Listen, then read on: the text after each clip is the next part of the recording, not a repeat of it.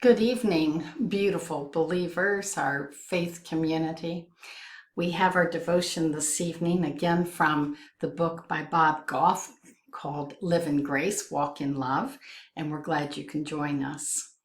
Our devotion this evening seems to me to be especially appropriate for these times that we're living through. The title is Jesus didn't want us to just be believers, he wanted us to be participants. Our scripture lesson is from Colossians chapter 3, verse 23. Whatever you do, work at it with all your heart, as working for the Lord, not for human masters. Well, let's listen to our story.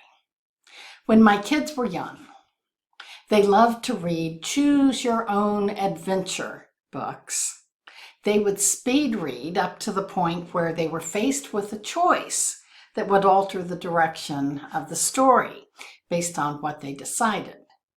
They would make a choice, then turn the page to where the storyline took off again, and they would speed read again up to the next big choice.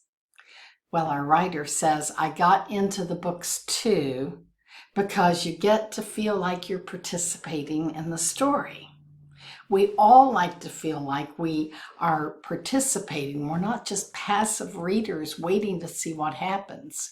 We become the characters. We are the protagonists. We become the heroes.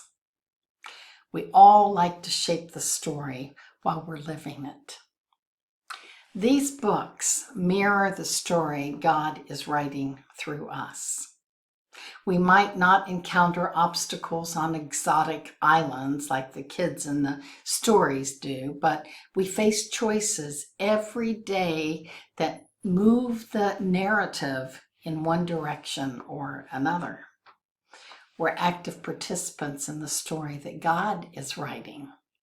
We're not just observers or believers. We've been invited to be active participants.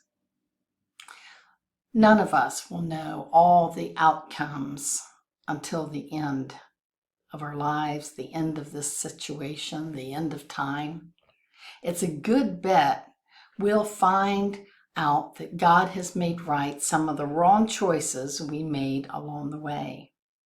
And some of our choices that we thought were so right will no doubt turn out to be wrong. Here's the thing though. Jesus didn't want us to just be believers. He wanted us to be participants. God set his story in motion with us in mind, inviting us to join him as he moves to bring restoration and healing to everything around us, even now in these days. Don't settle for being a passive observer in the story that God is writing around you and your life.